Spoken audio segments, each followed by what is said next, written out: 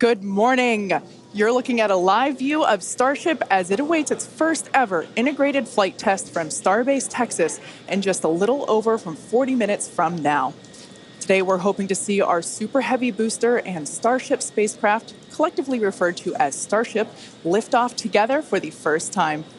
Thanks for tuning in. I'm Kate Tice, Quality Systems Engineering Manager here at SpaceX headquarters in Hawthorne, California.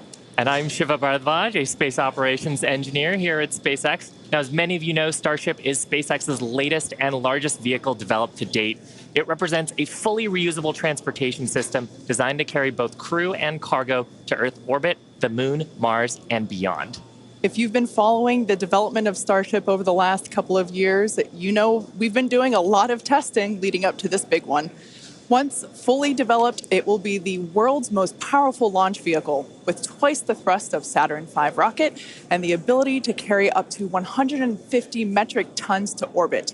For reference, a 1-liter bottle of water is 1 kilogram, so 150 metric tons is basically 150,000 1-liter bottles of water, or, as I like to think of it, one rather lonely blue whale. Now, today's test will be the first of many as we work towards transitioning Starship from a developmental to an operational program. Our primary objective today is to gather as much data as we can around the fully integrated vehicles. That means the booster and the Starship and the ground systems. While we have flown Starship in the past, this will be the first attempt of Super Heavy and the first opportunity to validate how the two vehicles operate together. Any data that we get helps improve the future builds of Starship will be considered a success for the purposes of today's test. Every milestone beyond that is icing on the cake. The further we fly, the more data we can collect. If all goes well, today's flight test could last as long as 90 minutes from liftoff to an expected hard ocean landing for Starship. Whether we end the test with a hard landing or a rapid unscheduled disassembly, or some combination of both, excitement is pretty much guaranteed. Now, if it does all go well, Super Heavy will fire up its 33 Raptor engines, and it'll lift off from the launch pad down in South Texas. About 3 minutes into the flight, we're going to hope to see the Super Heavy separate from the Starship spacecraft.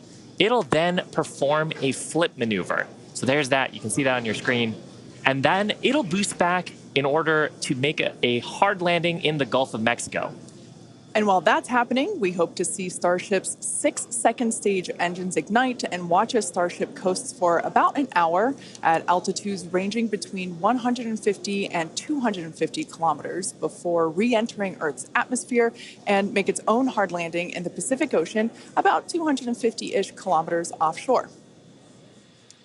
Now, we are getting great camera views right now, but that's because we are on the launch pad, so we've got umbilicals and connections straight to the vehicle. But we aren't expecting to get very many good views once we get past booster separation. Yeah, we do promise, though, for any views that we do get, we will share them in real time.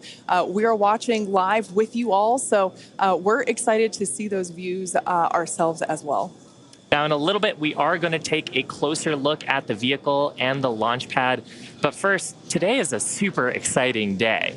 Everyone on the teams across Starship have been preparing, doing a number of tests and dress rehearsals for today's launch attempt. Yeah, that's exactly right. In fact, we saw a nice little recap of those tests in the intro video to today's webcast. For those of you that are following along, you know that many of those tests ended in those rapid unscheduled disassemblies, or RUDs, as we like to call them. And it's been a long road to today. Just in 2022 alone, we had 9 static fires. We've had a couple of wet dress rehearsals. And of course, the launch control team has done numerous simulations as well. So major shout out to the teams that have been preparing for today's full up integrated test. In fact, we've got a shot of Star Command, the South Texas launch control team. Look at all the people ready for today's launch attempt. Yeah, that right there is our South Texas Launch Control Center.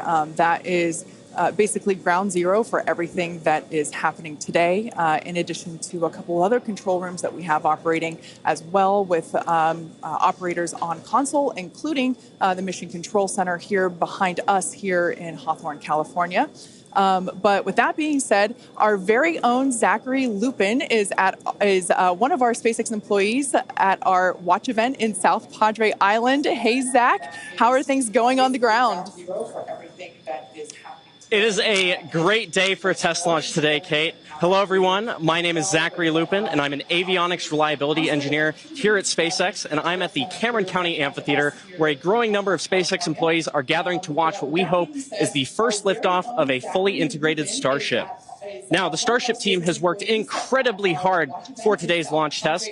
Over the past weekend, teams held a launch readiness review, which included a comprehensive review of all of our vehicle systems, looking at avionics, GNC, communications, software, structures, as well as our Raptor engines and propulsion in general. Now, we are only about 5 miles away from the launch pad, so it's a pretty good view for today. And as we get into as we start to approach T-0, everyone here is clearly very excited for the events that are happening today. So as we get closer to T-0, I'm going to throw it back to Hawthorne to talk more about our rocket. Awesome. Thanks so much, Zach. And we've actually got a little bit of a crowd forming behind us, too. Now, we've got a shot of Starship on the screen. The entire Starship structure you see is made of stainless steel. And when that's fully stacked, it stands about 120 meters tall and about 9 meters around. To help you give a sense of just how big that is, we've captured a video of some of our teams doing final integration prep work in advance of today's test flight. Just like Falcon 9, Starship has 2 stages, which we will talk a little bit more about in a minute. But in addition to those 2 stages, Starship actually has a 3rd stage called Stage 0. It consists of all the launch pad infrastructure built around the rocket. You can see a great view of it there on your screen. It's truly an engineering feat in its own right. And I feel like it's something we don't talk about very often. There's a lot of infrastructure that goes into fueling and preparing the launch vehicle before a large test like this, really any launch. Now, let's talk about Super Heavy. The name says it all. It's super, it's heavy, it's super heavy. It goes by some other names, the first stage or the booster, but whatever you call it, the Super Heavy will be the vehicle responsible for powering Starship against that mighty gravitational pull we've got here on Earth. And when it's fully operational, it's going to get Starship to orbit. The booster alone stands about 70 meters tall and is about the same height as a fully integrated Falcon 9, but with a diameter roughly 2.5 times that of Falcon 9 and with 33 much larger engines.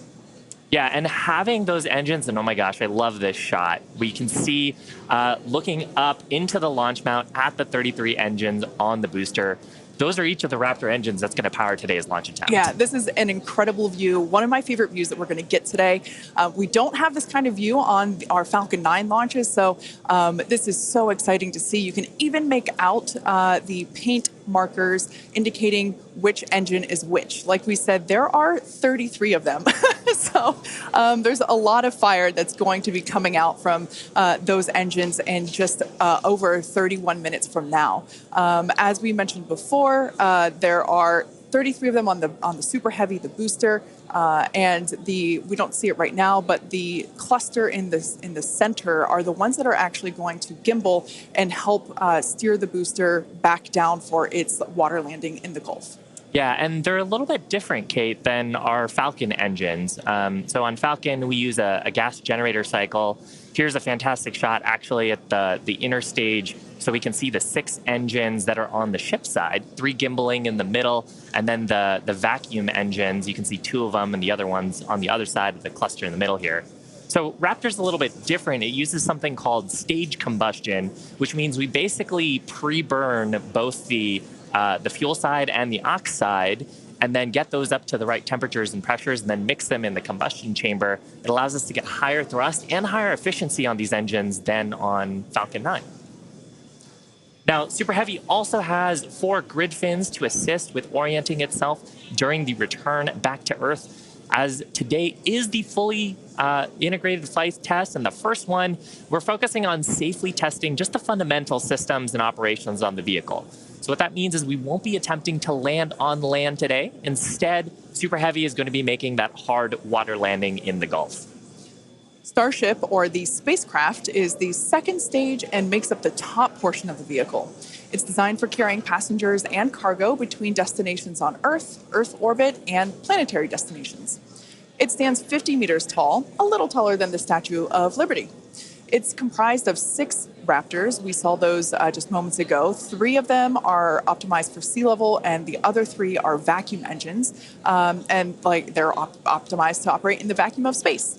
They provide a maximum of 258,000 tons of thrust in vacuum. The spacecraft is also outfitted with 4 flaps to help aerodynamically control the vehicle's attitude during atmospheric flight and enable precise landing at the intended location. You can see a view of those flaps there. Now you can see the entire stack is vertical, and that's because Starship is designed for vertical takeoff and landing, as opposed to taking off and landing like an airplane. And that's really important because we don't have runways on the Moon and Mars. Fortunately, gravity at both of those destinations is not nearly as high as it is here on Earth. On Mars, it's about a third of what Earth's gravity is. And on the Moon, the gravity is just a sixth of what it is here. So Starship can take off in both of those cases without needing the super heavy booster like we need here on Earth. Now, for today's test, Starship does not have its landing legs attached, and that's because we aren't going to be attempting to return to the launch site or land on land. It's going to be doing another hard water landing at the end of today's test. We can't wait. Starship is wrapped in a heat shield, which is composed of 18,000 hexagonal ceramic tiles designed to insulate the vehicle during atmospheric entry, where temperatures can be as high as 2,600 degrees Fahrenheit. The hex-shaped tiles, like these ones that we have here, roughly make up about 2/3 of the vehicle. There's a couple of different geometries. The one that I have is for the circular portions of the vehicle, so it has this curvature to it, and the one that Shiva has. Yeah, this kind is a hexagonal shape, and there's several thousand of these all across the body of the vehicle. And it's worth saying we need these because when a spacecraft re-enters from orbital velocity, it's going faster than the speed of sound and causes a lot of heat to build up that has to get dissipated by these heat shield tiles. Yeah, one thing that's really cool about these is they're super lightweight. Even just holding them, we're able to even just like hear how hollow they are because of the construction. But they do a great job of dispersing that heat during that atmospheric reentry. We actually produce these in-house at what we like to call the SpaceX bakeries. And they're located in Texas and Florida. So it's something that we designed and build in-house. And like we said, there's thousands of them. You can kind of see them on the exterior of the vehicle. So at this point in time, we are at T-minus 27 minutes and 18 seconds. So let's head on over to John Innsbrucker for an update on the countdown. Hey, John. Thanks, Kate, and good morning. I'm John Innsbrucker, Principal Integration Engineer here at SpaceX. We're currently loading propellant from the ground system into both the first and second stages. Now, both vehicles use the same 2 propellants. Our fuel is liquid methane at a temperature of just over 100 kelvins, or about minus 272 degrees Fahrenheit. Now, this is a different fuel from Falcon 9, where we use RP1 kerosene. And our oxidizer is liquid oxygen, the same as Falcon 9. But because there's no oxygen in space to support combustion, we have to bring our own. Now, a little bit of a recap. We did the go, no go poll at T-minus 1 hour and 45 minutes. And once the team gave their goes, we polled about 20 folks. We started loading propellants onto the booster at T-minus 1 hour and 39 minutes. And at T-minus 1 hour and 22 minutes, we began propellant loading of the ship, the second stage on Starship. Now, LOX loading of the second stage main tank is almost complete right now, but we'll actually stretch it out and wrap it up and finish at T-minus 5 minutes. And then at T-minus 3 minutes, as the booster finishes loading, the vehicle will be fully loaded with just over 10 million pounds propellant. Now, currently in the countdown, we've just passed the T-minus 26 minute mark. The good news is weather's looking good. You can see the blue skies there on the camera views from the drone. The only thing we're watching is winds. They are within limits at ground level. We expect they may pick up a little bit as we get farther into the window should we need to go that far. But the good news right now is that the weather is looking good. The range also is looking pretty good. We've moved almost all the boats out of the keep out zone overnight. We are working one, but we're still underway. And right now is a reminder, if for any reason we do not make our test flight today, we have backup launch windows. This could be either 24 or 48 hours after today, and it'll depend on how far we get into the countdown. But coming up on 25 minutes to go, everything is looking good, Kate.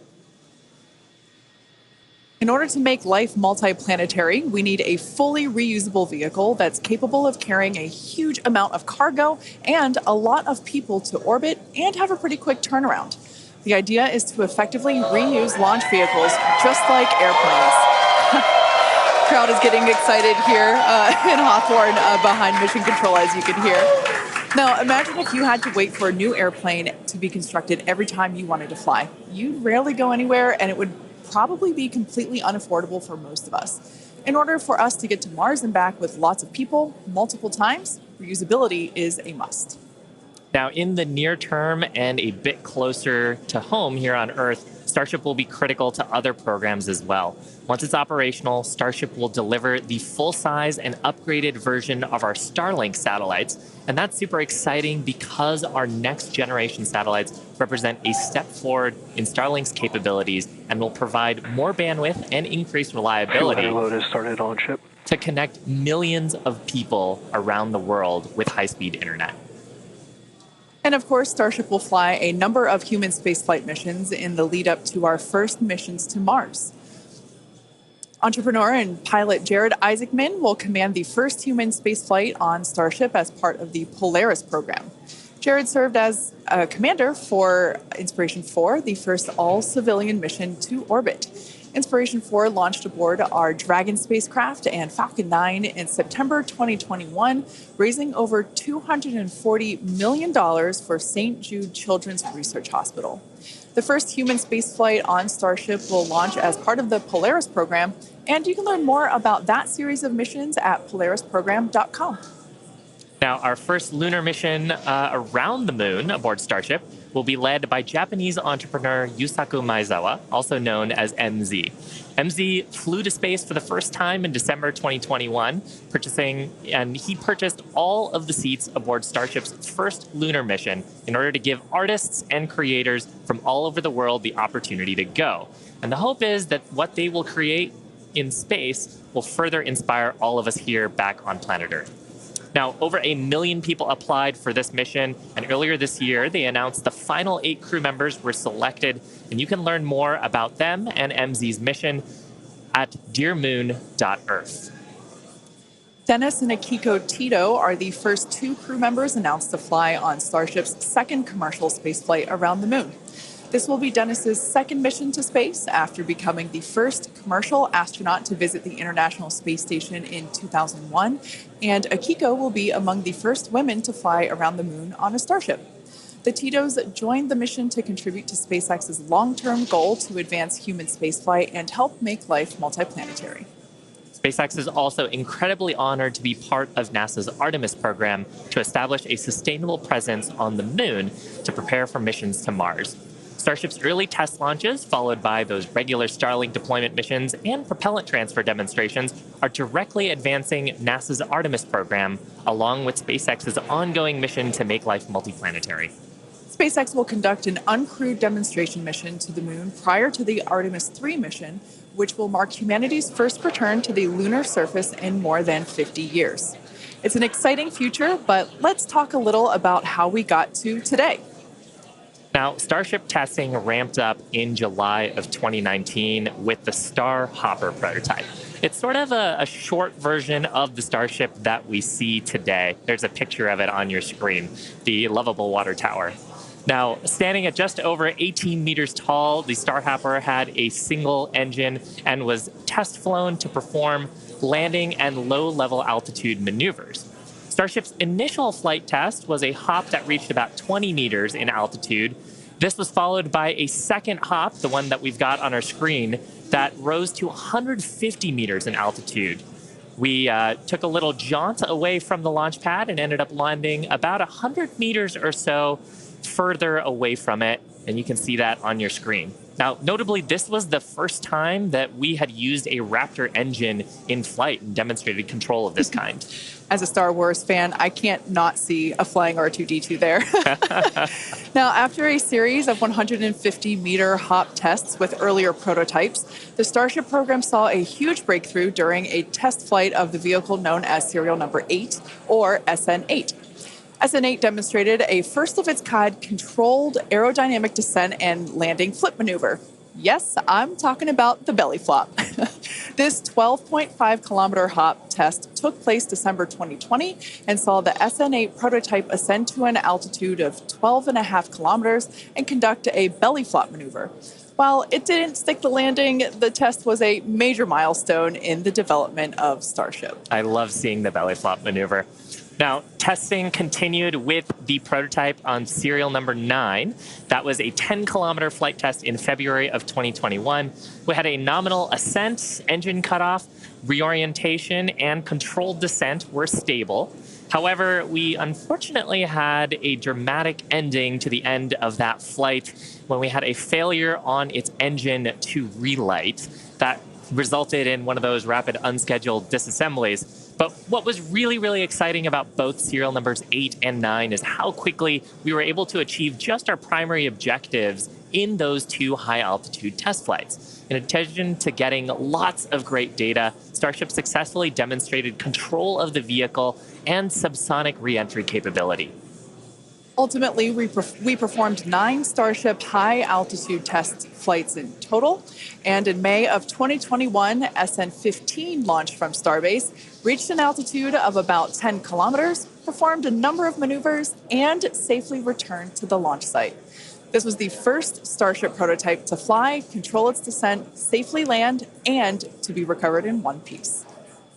Now, having achieved that success in our suborbital campaign, one of the next big challenges for upper stage reusability is to survive the high heating hypersonic phase of entry. Combined with the ability to refill our Starship's tank with fuel and oxygen while on orbit is what will enable a fully reusable transportation system that's designed to carry both crew and cargo on these long-duration interplanetary flights, and that's ultimately what will help humanity return to the moon and travel to Mars and beyond in our solar system. So as you can tell, it is nothing but an iterative process to get to the point that we are today and where we will go from here. That iteration is a core process of how we work here at SpaceX. We like to fly and we like to test early and often, both on the side of hardware and software. Yeah, that's an awesome point, Kate. Now, we are continuing our countdown to Starship liftoff just over 17 minutes from now. So, of course, let's check in with John for another status update. John? Thanks, Shiva. Clock is coming up on T-minus 17 minutes from liftoff. We're continuing to click towards 0. However, right now, we've just begun listening in. The first stage team is working a pressurization issue. They're troubleshooting that right now.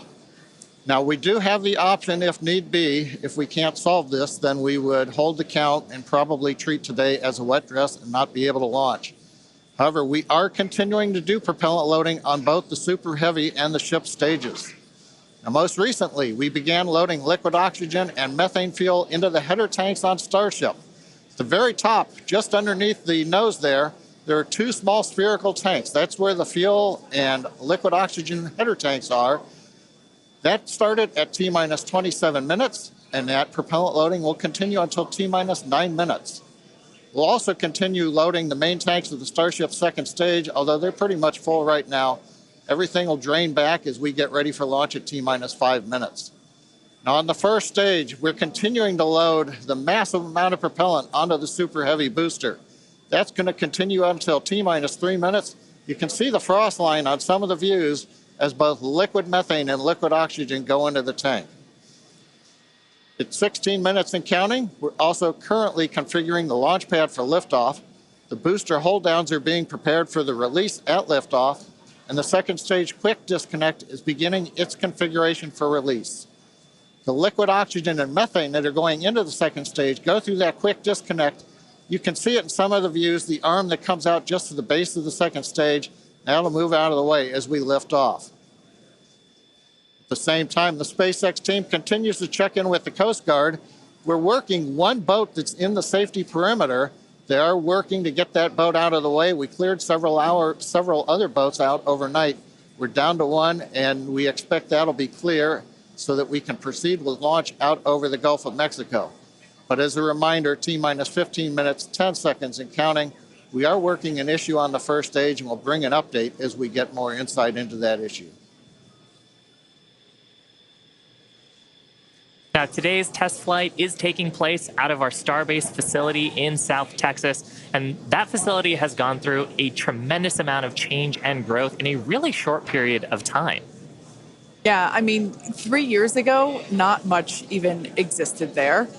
It was a very different scene, as you can see by that photo there on your screen. Fast forward to today, and the team is building out an entire production line. Yeah, last year they built 4 Starship Super Heavy boosters, 5 Starships, our 200 Raptor 2 engine, and this year they're targeting 5 boosters, 8 Starships in production for 2023. And really, you do need a production system to rapidly iterate, like we were talking about earlier, on the design of the vehicle as we learn more about it from these large tests. Yeah, absolutely.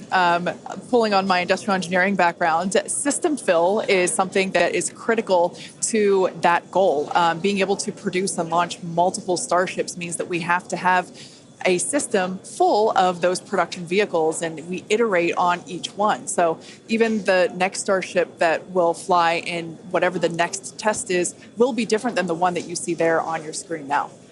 Now, the employees who have been at SpaceX a while say that Starbase does remind them of the early Falcon 1 days, except moving a whole lot faster. The team at Starbase is expanding as fast as the facilities are, and if you've ever wondered what life at Starbase is like, here's a quick peek.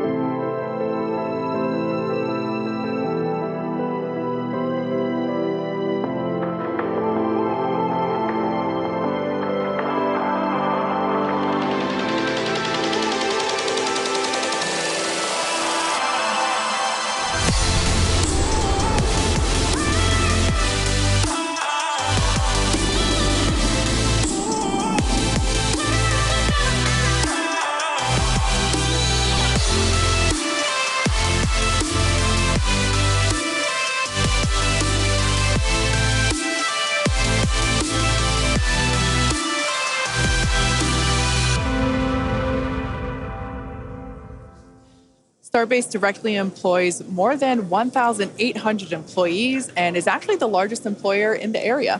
Yeah, and from that video, you can really tell, like, it's a beautiful location. It's close to the ocean. There's tons of wildlife. And that's because being close to the equator is actually a fantastic way to get to orbit. Yeah, I love that we have so many employee events that allow us to participate with ocean cleanup and other environmental efforts there. We'd also like to thank Cameron County for being so supportive for all of our work in that area.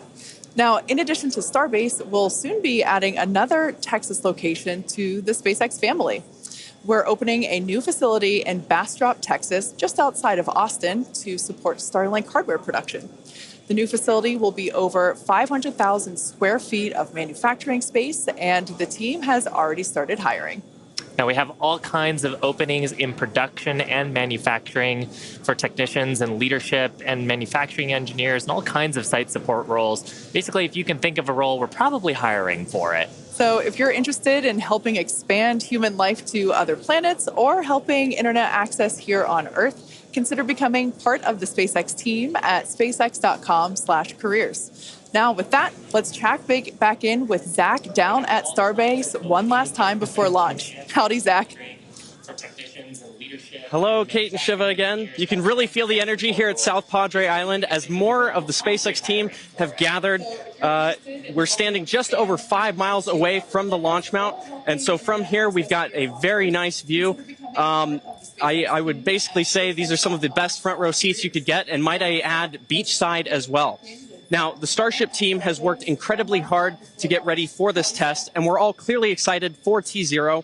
And as we get into the final moments, one issue that could hold the countdown or cancel the test altogether is if a boat enters the safety perimeter. Now, over my shoulder is the Gulf of Mexico, which is normally very open to all of the boaters and fishers. However, today, SpaceX is closely coordinating with the United States Coast Guard to establish a safe zone and ensure public safety. And up to T0, SpaceX is in regular communication with the Coast Guard to ensure there are no boats in the area leading up to the launch. Now, fingers crossed that does not happen. Now, I'll throw it back to the folks at Hawthorne as we get closer and closer to that T-0. To all of the boaters and fishers, however, today, SpaceX is closely coordinating with the United States Coast Guard to establish a safe zone and ensure public safety. And up to T0, SpaceX. We're just inside T-9 minutes and counting. We're listening on one of the background loops right now. Flight director is talking about the issue we've had on first stage, working the pressurization system. Decision right now is that we are going to stop the launch for today. We're going to transition the launch attempt to a wet dress rehearsal. So that means we're going to continue with the countdown sequence of events. We'll continue loading propellant, finishing up here shortly on the second stage. We'll also continue loading propellant onto the first stage, wrapping up at T-3 minutes. We're also going to go through pressurization steps, other steps of the countdown. This will be a full validation for the team, but currently the plan right now is we're waiting for final word, is that I think at T-10 seconds, we will finally stop the clock and then recycle the countdown for today. Now we're inside T-8 minutes and counting. We're continuing to load propellant on both the first and second stage. You can see the Starship second stage with the heat shield tiles there. Carriage arms are open. You can see the condensation around the first stage tank as we load liquid methane, liquid oxygen into the large super heavy first stage. Now that propellant loading is continuing until T-3 minutes. As a reminder, and there's our great view looking up at the Raptor engines, the 33 engines. There's an outer ring of 20 engines, and then there's an inner set of 13. Those are the engines that can gimbal and adjust the course of the Starship vehicle on the way up. And of course, the first stage as it comes back down towards the water landing in the Gulf of Mexico. Now, when both stages are loaded, you can see the condensation frost on the side of the first stage. We'll have just over 10 million pounds of liquid propellant on board. Inside T-7 minutes, we're continuing to count. Team is preparing for the hold and scrub at T-10 seconds. Now, the good news is everything's been going good. We're just working that one issue. So we are continuing to count. Team will get this as an excellent opportunity to run the end-to-end of the system. Now, in a launch, in the next few minutes, the guidance system would be performing its final alignment. We will be doing that this morning. The automated flight termination system would be armed. We won't need to arm it today as we won't be flying. And we'll do final thrust vector control checkouts, what we call wiggles of the Raptor engines on the first and second stages. Now, normally in a countdown, if we needed to hold, there's a view of the second stage Raptor engines just above the first stage.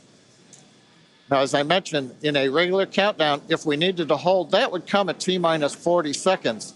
That's the point in the countdown where we can pause to wait for final checkouts or pressurization to complete.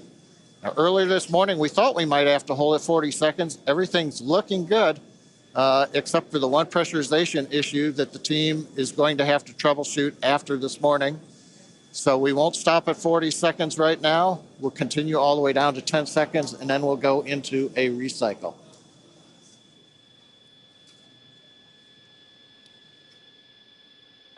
John, you mentioned that we're going to be jumping into a wet dress rehearsal here, and I actually now think we're coming up T-minus 5 minutes.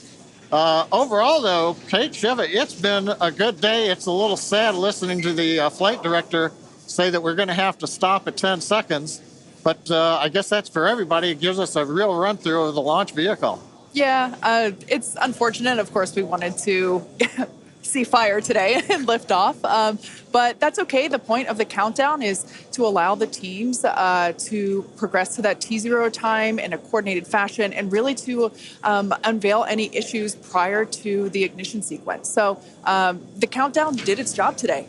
It allowed us to identify that press issue, and like John mentioned, the teams are going to work through it, and we are going to basically call it off at T-minus 10 seconds. But the integrated launch teams and us, we are going to treat this as if it were still a launch day. We're going to do this, what we now call a wet dress rehearsal. Yeah, and we've mentioned the term a couple of times here. We call it a wet dress rehearsal because we are wetting the propellant tanks. We are loading propellant into the vehicle. We've talked about the frost line a little bit here. That exercises the stage 0 system, the ground system, all of our infrastructure that loads propellants onto the pad.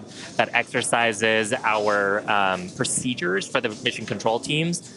We're monitoring telemetry on the mission control consoles, looking at the pressures and the rates and the temperatures. And some of those things look a little bit different when you're getting up to the pre-flight pressurization levels and full propellant load. So we're learning things today about the integrated tests that are going to set us up for success in a future attempt later on, hopefully in the next 48 hours or so. And Kate, like it's also worth mentioning here, we're still going to take the count through to a pretty around the T-minus 10 second mark. So we're really going to exercise everything that we would up until that point in the vehicle states and ground procedures. Yeah, it's like we said before, any data that we can collect today is super helpful. And that's exactly what we're doing. We are continuing to collect this data and allow the teams to have be better informed for the next attempt. Unfortunately, due to the needing to recycle the propellant, we are looking at a minimum of 48 hours until we are able to attempt this flight test again. So we're not quite sure what that timing will be at the moment, but we're looking at a minimum of 48 minutes. Of 48 hours at this point in time. But Shiva, exactly as you said, things look a little bit different on launch day. And we allowed the countdown to do its job, to basically get to this point, to allow the teams to work through the issues. And we're going to continue, like we said before, we're going to continue all this down all the way to T-minus 10 seconds. And that will really allow the teams to pretend like this is launch day and continue and gather that data. Yeah, Kate, it's on the one hand, it's a little bittersweet. On the other hand, we watched them go all the way through. First stage propellant load, just now wrapping up. The second stage, even the header tanks up under the nose of the Starship that you can see on the monitors. Actually, that all went very well today. The weather was excellent. Everything was looking good. Sadly, we just have the one issue, but that is letting the team continue to count down. And we're going to continue with it here until we get the clock hold at T-minus 10 seconds. Yeah, so for those of you that have just joined us, we're now at T-minus 1 minute and 30 seconds to what would have been the launch of our Starship flight test. But unfortunately, due to a stage 1 issue, we are going to utilize today as a wet dress rehearsal. Instead, we are not going to attempt launch. The teams are basically saying that we're scrubbing our launch attempt for today, and we are expecting a minimum of 48 hours in order to recycle. So it's all good news, though. There's nothing really to be sad about other than we had hoped to be able to lift off today, but that's okay. Now, one thing to point out for folks, when we do come back, when we clear this and we fly, one of the things you'll hear in the last minute, you won't be hearing us because we'll be listening to the countdown. But at T-minus 30 seconds, that's when the flight director would give the final go for launch.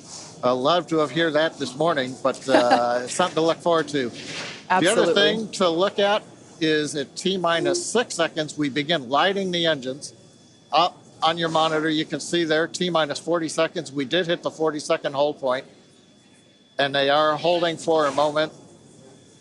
In the end, they will release that hold. We'll go the last 30 seconds.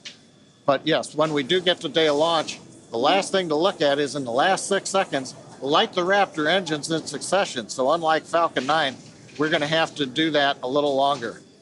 We're hearing right now the clock is going to hold here at T-minus 40 seconds. The Super Heavy and Starship are looking good. So with that, Kate, it's been a fast-paced morning. We got through it fairly quickly. But at this point, we're going to have to call it a morning. Yeah, that's right. So for those of you that have recently just joined us, we unfortunately had a hold on the countdown today, and that is going to scrub our launch attempts. But we are expecting a minimum of 48 hours in order to recycle. So be sure to keep an eye on our social channels, and we'll share information as soon as it becomes available. Until then, stay safe, and we'll see you soon.